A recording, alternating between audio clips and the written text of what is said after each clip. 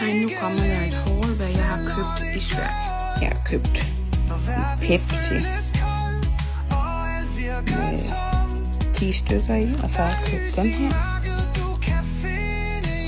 Så har jeg købt energidrik, sukkerfri, og en anden energidrik, som er sukkerfri, og noget chokolade, og denne her, noget makeup, og det her, og leverpostej, og en ny cykelhjelm, og så noget slik, det her. Og så har jeg købt denne her, de her 2 ting. Det er det, jeg har købt i Sverige. I må have en rigtig god dag. Vi ses. Hej.